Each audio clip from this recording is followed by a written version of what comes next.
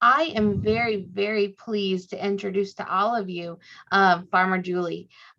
Julie is the owner of Rocking Horse Farm, and she grows Christmas trees along with a lot of other things. So, but before we get started with Miss Julie, I just want to remind you, you are going to have a chance to ask Miss Julie questions throughout this experience. So please use the Q&A box to pop in your questions, and we'll be able to ask those throughout the field trip. So we'll really get to know Miss Julie well and her farm, and you can ask all sorts of questions, and we'll try to get to all of them today.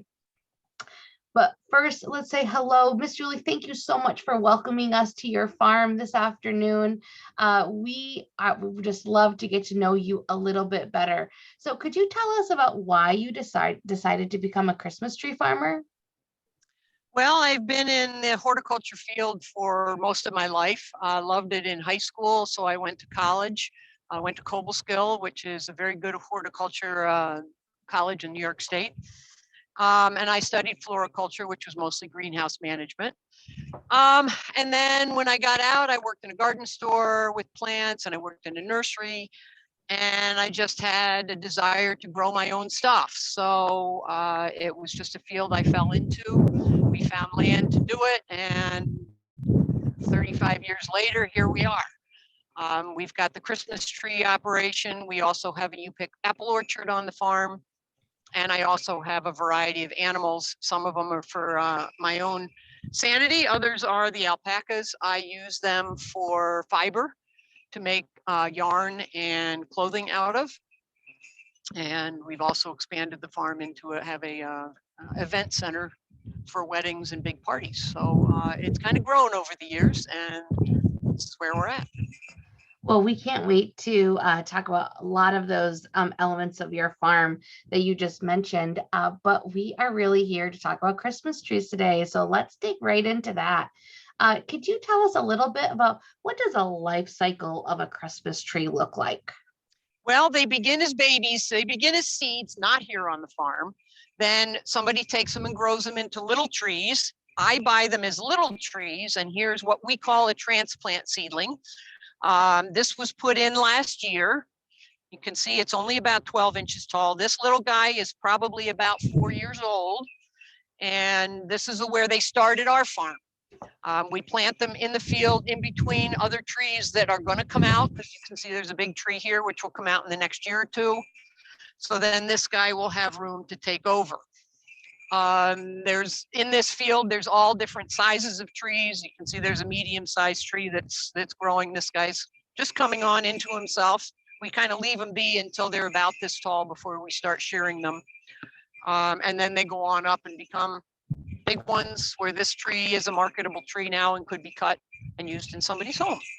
We have different varieties here on the farm. Primarily, we have 4 varieties of spruce and 1 variety of fir, which tend to grow the best here. Your site has a lot to do with what you can and cannot grow.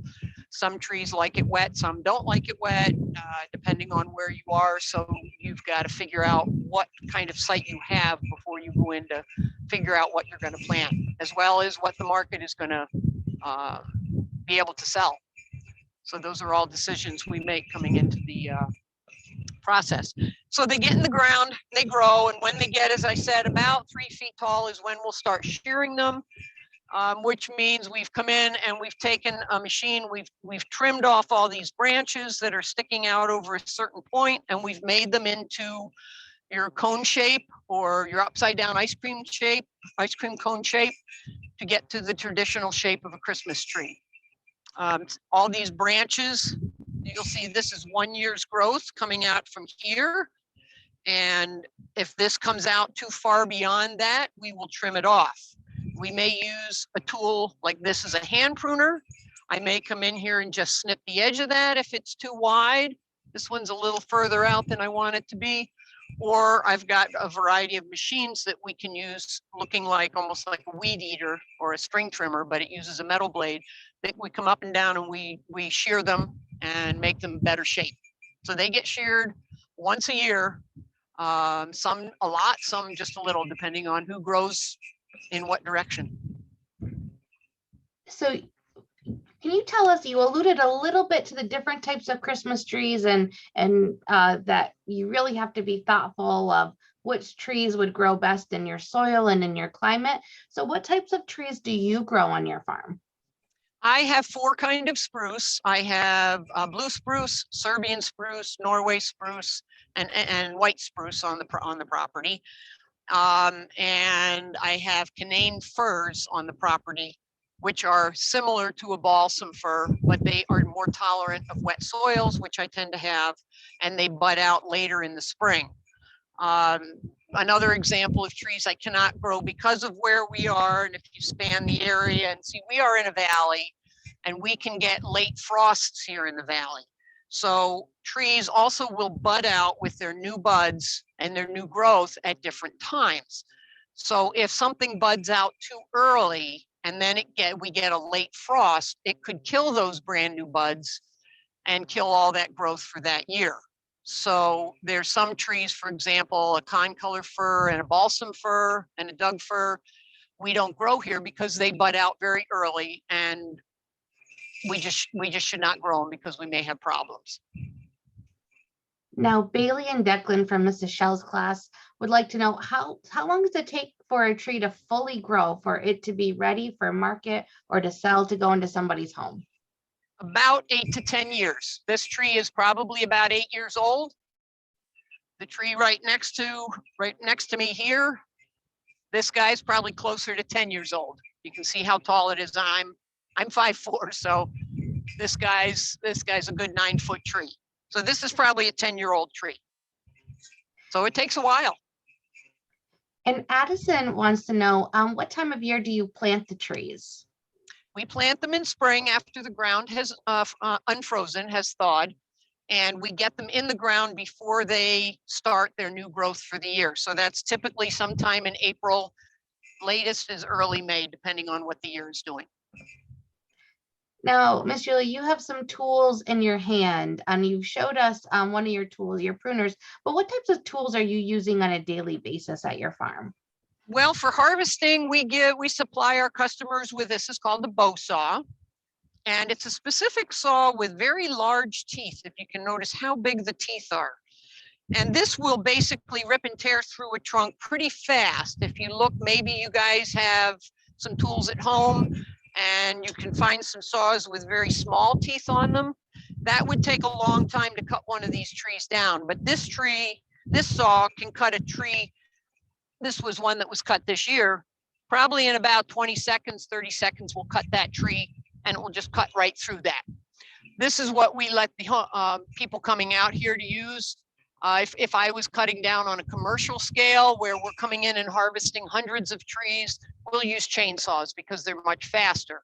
But that's not something we loan out to the average homeowner for safety purposes. Now, Cambria from BKW out towards the Albany area, they want to know which tree is the fastest growing. Fastest growing, I would say, would be a pine or a Norway spruce. We don't grow many pine at all anymore just because the market doesn't yield the need for it.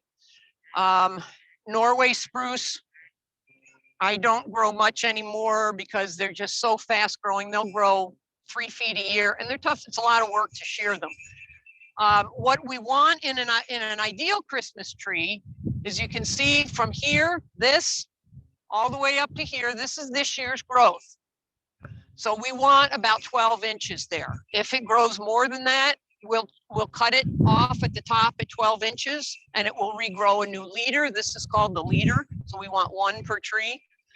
And that's about the distance we want to make a nice evenly spaced Christmas tree. So as I said, the Norway spruces tend to grow 3 feet a year. That's a lot we have to cut off every year just to keep it into a nice sized tree. Well, we have a lot of great questions, but maybe we can transition over to the baler and see another really important piece. But as we walk over, Gabriella from Mrs. Shell's class wants to know, how many trees can you plant at a time, or how long does it take you to plant all your trees? We do what we call interplanting, where we plant in between the existing trees. So that's a lot more time consuming. But we will plant about 1,500 trees in a week. If you were to put them in a tree planter machine you drag behind a tractor, you could plant almost 1,500 trees in a day. So it just really depends on how fast you want to plant and the fields you're planting. So. And Phoenix wants to know about how many trees do you have on your farm? I'm not quite sure about that. I could probably guesstimate we have about 10,000 trees on this farm, and it's on about 12 acres. And But they're in Jackson all different sizes. I'm sorry, go ahead. No, that's okay. And Jackson says, asks, how large do your trees normally grow? How large? We like them out of the fields by about 12 feet just because they're tough to get at. So we typically sell, about 6 to 8 foot trees are about the average that are being harvested. And we'll just, before we move on to our next piece, we'll ask just one more question. Miss McCarthy's class asks, are the pine cones the seeds? Yes, the seeds are in the pine cones. So the pine cones are protecting the seeds, and when they get big enough, the pine cone will open up and the seeds will fall out. And the different kinds of trees have very different pine cones to them. So over here, you want to do any more questions? No, I think that's good. I think we can see what you have working over here. So here are our pre-cut trees that have been pre-cut already, ready to go to people's houses. And somebody will come along and they'll pick this tree out and they say, I really love this tree. It's nice and even, nice and straight, smells wonderful. I want this tree. So what we do is we bale it and we wrap it up tight so it can get to their house easily and get in their house and in their stand very easily. So I've got a baling machine right over here that will put it in. But before we do that, what is very important for a tree in order to last a long time in your house is to put a fresh cut on the bottom of that. So what I'm going to do is I'm going to recut this trunk right about here, because after about an hour, this bottom of this trunk will seal up and it cannot absorb water, can't drink. But by giving it what we call a fresh cut, that opens up all those cells to be able to actually drink water. And when it comes into your house, it's been sleeping or dormant in this, I want to say cold weather, but it hasn't been very cold this year. But the trees go into dormancy in the fall. They sleep for the winter. When they come into your house at the 60 to 65 degree temperature, basically they come alive again. They don't know they've been cut. So they will respire, they'll transpire, they'll drink a lot of water. And that's the key to get as much water back into their system as possible before they realize, okay, I've been cut, I'm shutting down and I no longer can, which is about 10 days for a tree. So I will give it a fresh cut. This is my chainsaw. Again, we don't let people use these for safety purposes because they are a pretty intense tool, very handy, but can also be dangerous if not used properly. So we take care just to have our staff use them. I will cut off a new piece, and I believe a lot of you got a cookie. We call them a cookie of a new piece of the cut off bottom.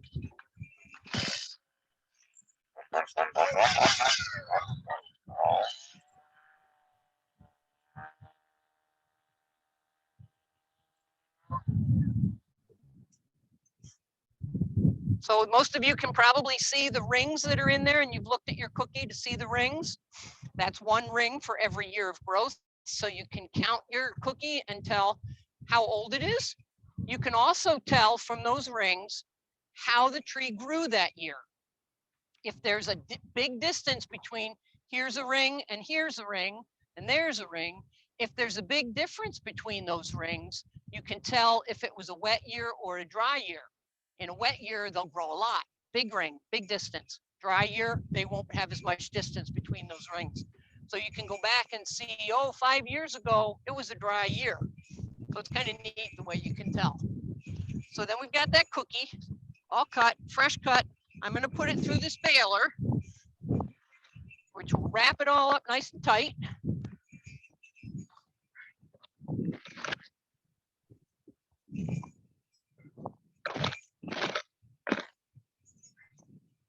get it in there. So there we go. Okay, ready? Here we go. Woo! All wrapped up nice and tight. I use my pruners, very handy thing I have on the farm that I use all the time. Cut off the excess twine, being careful not to get my hand. So now it's all wrapped up. So it goes on top of the tree very easily, can get in the house, get put in your tree stand very easily, and straightened before then. You cut this off and the tree opens up and you can decorate it. Now, our students receive some twine in their inquiry boxes. What Yes. might that be used for? This is twine we have for tying the trees on the top of the car. This is a very strong poly twine, which we use because we want those nice trees to get home safely. So we use this to tie them on top of the cars. There are other kinds of balers, different kinds, that actually just use this. They fold the branches in and then it wraps the twine around the tree to fold them up pretty much in the same way that this is. So that's a very handy thing we have and we supply to all our people on the farm that come. Now, as we think about the getting our tree home, BKW third grade wants to know, do the trees need hot water when you put them in the stand?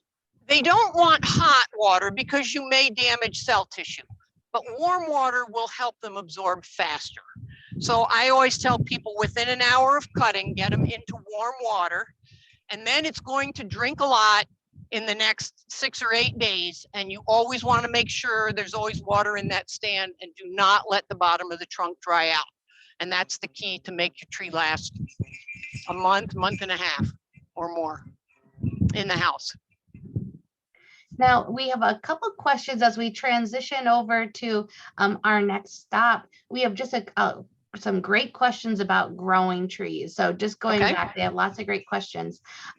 Miss Smith's class wants to know, do you provide the trees with help to help them grow? Do we provide them with help to Do you help do them anything grow? to help promote growth? I don't do much unless the first year of growth as babies going into the ground are critical.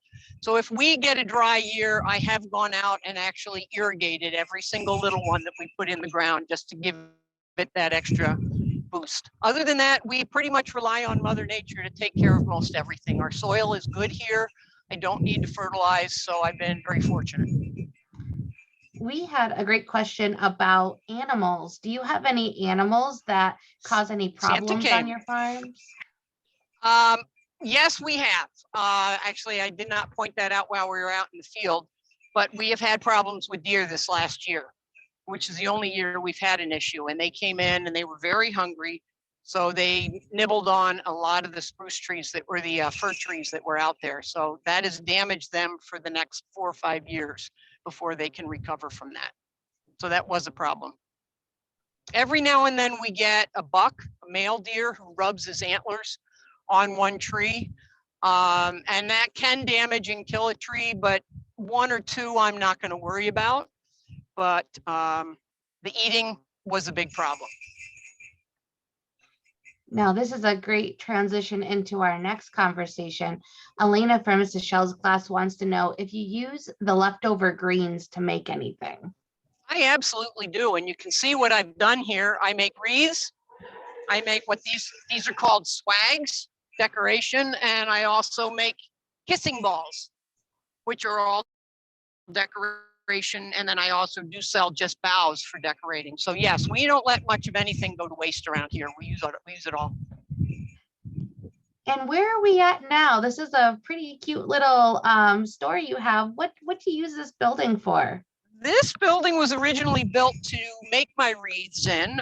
This was a farm when we bought the property, but there were no buildings here. Underneath this, there was a big round slab of concrete. And it was actually a silo foundation. So we decided the best use of this area was to make an octagon building. Octo meaning what, everybody? 8 means 8-sided building. And that was the best use of the space that we had. So we built this building on it. Then I got into the alpacas and learned how cool alpaca clothing is. So in this store, we do our wreath making in here, and we also sell a lot of alpaca clothing. So come on in. So I'll go off a little bit on the side with the alpacas. As I said, we have them here on the farm, and we shear them every year, once a year. We cut all their fur off of them, just like sheep, and we make yarn out of their fiber. We send it to a mill, and they make yarn for me. I don't do it myself, sorry. I have enough other stuff to do. And I also send it off to some of our fiber off to a company, and they make products, and then I buy stuff back from them. So this kind of stuff, hats and fingerless gloves, I will buy this stuff from them. And alpaca fiber is warmer than wool. It is much softer and doesn't itch. It's very breathable, and it also, you can wash and dry it and it won't shrink. So it's kind of the best of all fibers. So it's an absolutely wonderful fiber product. So that's what I use mine for. This is just a little sample. This is what it looks like when we shear them. This is what it looks like when it comes off the animal. So this will get washed, and then it will go through the mill process of all their stuff and made into yarn and then used further. Would you like me to show you the wreath making now? We would love to see wreath making. Okay. So I also make wreaths up here, and I have a little machine I'll show you. And I also have a little sample of some of the stuff I use. And we'll talk about a little bit about different stuff. Now, these are all evergreens, meaning they always are green. You've got your conifers, which are your firs, pine, and spruce. So your biggest popular ones, this is a fir branch, and firs you can think of are flat. Their needles are flat and soft. So firs are flat. This is a pine. Pine is long and very soft, and it's also in packets. So pine are in packets. This is one cluster of needles, and different kinds of pines have different numbers of needles in their cluster or packet. And then we have spruce, and spruce needles are actually square. So square spruce, packets of pine, and flat fir is kind of a way to remember that. So they're just three different kinds of conifers, as well as you have your cedar, which is flat and very green all year long. And then I also have some juniper in here somewhere too. That's a little bit different. So I mix it up and use a mixture of stuff in there. It all comes from my farm. I harvest it here. So what I do to make wreaths then, this is one I'm starting. And I have a metal ring. This is a sample of what I start with. This is called a wreath ring with a lot of clamps on it. These individual clamps are what we hold the actual evergreen pieces on it. Then this is a table I built and bought the machine to do it. This is a set of jaws right here. And it has a pedal down underneath. When I press the pedal, it clamps it closed. See how I push that down? And it clamps the clamp closed. So what I will do is I will set the wreath clamp in those jaws, and I will gather up a cluster of boughs like so. So I've got those guys. I mix in some pine, and then I'll put in a little bit of cedar, and I trim it to length. And then I'll place them in this clamp like so. Watch these two wires. When I press down on the pedal, clamps them nice and tight to hold them in there. And I just keep working around until I've got the whole thing filled up. Again, some more stuff. And another one of these. I place it in there, clamp it shut. So then you get this beautiful ring of greens.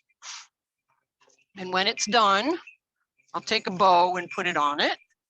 And then I'll decorate it with a lot of stuff, this is a sample of stuff. I can decorate it with berries, with pine cones. This is stuff I find on my farm. This is called teasel, and I've spray painted it silver. These are gumballs that have been put glitter on them. These are really cool. I bet none of you have seen these. These are actually acorn caps from a sawtooth oak.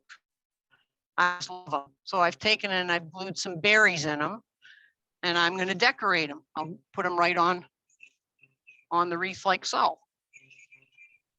So I try to get a lot of materials as natural as I can. And that's where design can come into effect. You can play with it. In school, one of the things I took in college was floral design. So some of it was making decorations for Christmas time as well as other times of the year.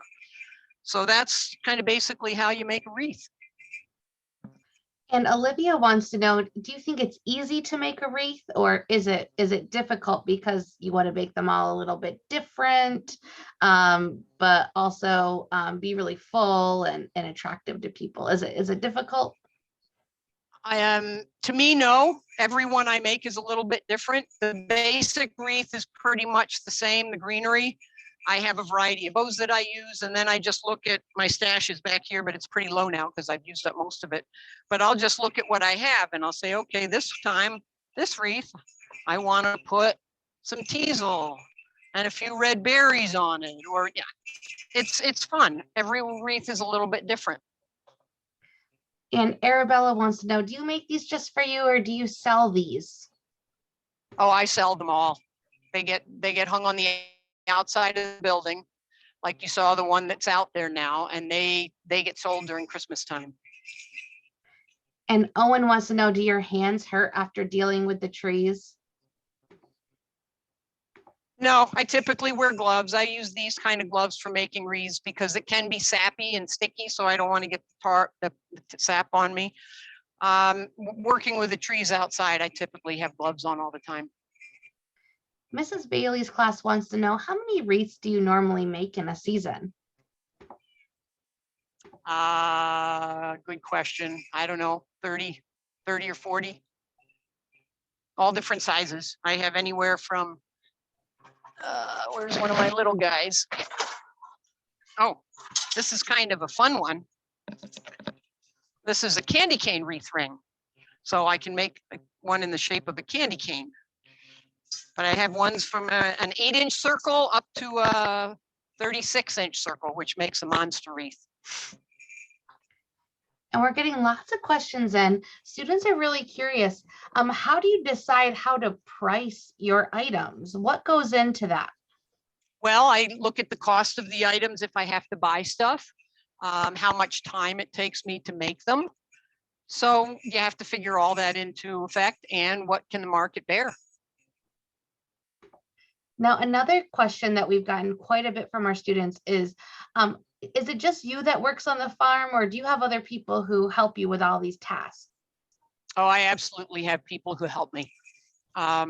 During the course of the season, not only do I have help planting, which is usually 4 or 5 people to plant, we have a mower that mows between the trees once a month, so that goes on all summer.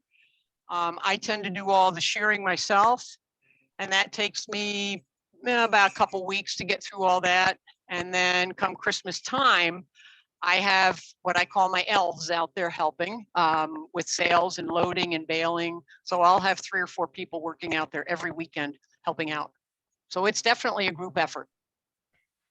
And Kira from Truxton wants to know, how do you make the decorations stay on the wreath? That's a very good question. A glue gun works great. I used to wire them all on, and then somebody showed me the idea. I'll take this and I'll put the glue on it, find a good spot and stick it right on, and it stays. So that saves a lot of time versus wiring everything on. That's a great tip, Miss Julie. Yeah. Yeah. And Luke wants to know why do the needles stay green? Well, that is the type of tree that it is. They do shed their needles. You've got two kinds of trees. You've got conifers and deciduous. Conifers hold their needles, and they're also called evergreens. Deciduous, like your maple trees, oak trees, the leaves fall off in the winter and they go into dormancy. The evergreens are called evergreens because they always have 2 or 3 years of growth on them that stays on them year round. They do shed their needles in the fall, but it's their older needles, so you don't really even see it. But they just have evolved to be able to have their needles on all year round and look green. Now, Miss Briggs' class wants to know, do you have to order the wreaths ahead of time, or do you just come to the farm to purchase one? I have people pre-order certain big sizes, and I just try to have a supply on the building for sale at all times during the sales time during the season. Now, we have lots of questions about animals on your farm. The first one is, what is the name? What is the name of the cat that we saw following you around? That is Malika. Come here. Come here. Come here. She can be a little shy sometimes, but she's a sweetheart. She just loves being about. So yes, her name is Malika. Now, let's talk about alpacas. I'll try to pick her up. Lots of questions. This is questions Malika. about your alpacas. How many do you have, and do you use their manure for fertilizer? I have 15. They produce plenty of fertilizer, but I do not use that for fertilizer in particular. I do compost all of the manure from the animals, and then I get rid of it in various ways, either putting it on the fields or putting it in my gardens. So it all gets used because there's a constant supply of it. Do you have any other animals on the farm, or just the alpacas and Malika? Oh, we have a lot of other animals. I have 2 horses.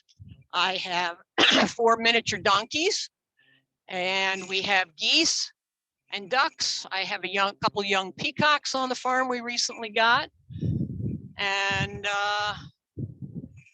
a couple other cats. So yeah, we've got quite an array. Oh, and chickens. I don't know if I said chickens, and we use them for their eggs. And Mrs. Bailey's class wants to know, do the alpacas spit? Yep, they do. Alpacas have 2 kinds of spit. One is just a watery spit, like a warning. And then if they get really angry at something, they bring stuff up from their stomach, and it's pretty much the most vile green stuff you've ever smelled. So don't get them mad. We also have questions that are coming in. They want to know, do your trees go bad? As we think about like produce that we might get from the store, it's been harvested, and if you leave it out, it may go bad after an amount of time. If the trees aren't purchased, do they go bad? They will, but there is no market for them after Christmas. So our goal is to try to sell all of the pre-cut ones as soon as possible, so they are enjoyed for Christmas time. One reason I love the U-cut field is if they don't get cut, they'll just be there growing for next year. So we have brought in a bunch of pre-cuts this year because I had so much deer damage that there's not a lot of furs out there in the field. But yes, there is a limited market after Christmas. And we have questions. What do we do with our trees after Christmas? Where should we get rid of them? What should we do? Well, if you're in a community that does recycling, the towns will come around. If you put them out at the curb, the towns will come around and pick them up, and they will grind them up and make mulch out of them that a lot of times you can get again to use in your flower beds as mulch. If you've got a pond or a stream, they could be put in a stream to help fish habitat. They could be put out in your backyard near a bird feeder for birds to perch on and possibly birds to make nests in. So there's definitely other uses. I had one person come and say they use theirs to start a bonfire the next year. So come summertime when they're very dried out, they go up very well and very fast. So they use that and burn them up in the spring or the summer. So as long as you're careful with them. But yeah, they will end up going back into the environment and just become mulch and organic matter. So the nice thing about a real Christmas tree is it will go back to Mother Nature. Now, Ethan from Mrs. Lewis's class wants to know, why do the tops of the trees have less branches than the rest of the tree, that leader? Well, the bottom branches have been on that tree a lot longer, so they've had more chance to grow. The branches at the top of the tree are only 1 year old, 2 year old, 3 year old, maybe not as much. So that's what gives them their conical shape, or the shape of like a ice cream cone, because the top branches are younger. So we probably have time for just one more question. And one of the questions that have come through a couple times is, Miss Julie, do you put a tree from your farm in your house, and what type of tree do you put in your house? I definitely put a tree from my farm in my house, and whatever tree I like. The nice thing about picking out a Christmas tree is everybody has their own idea what a perfect tree is. It could be thin, it could be thick, it could be tall, it could be short, it could be fat, it could be skinny. Different people like different stuff. So whatever you like is what you get. Now I wanted to point out, this is a tree that's also in the conifer family, but as you can see, it has no needles on it. In the summertime, this is covered with nice, short, soft needles, and this is called a tamarack or larch tree. And you can tell it's in the conifer family because these are the pine cones of it, very small. But this is one of the very few conifers that actually shed its needles every year. So it's kind of a combo deciduous conifer, if you want to call it that. This tree, this type of wood, is probably the most rot proof of any tree. So if you were to take and use this trunk as a post, it will not rot in the ground for a very, very, very long time. Kind of a neat fact. That is really neat, and we cannot thank you enough. We know this is your very busy season of the year, and we are very grateful that you've allowed us on your farm and have shared your story with us. Just a big thanks to you, and hope you have a wonderful rest of your season. We hope you get some snow, and we also want to thank all of our friends across the state and across the country who joined us. Thanks so much for being with us today. We really appreciate it. Thanks everyone. For all tuning in. Loved it. Bye-bye. Bye-bye.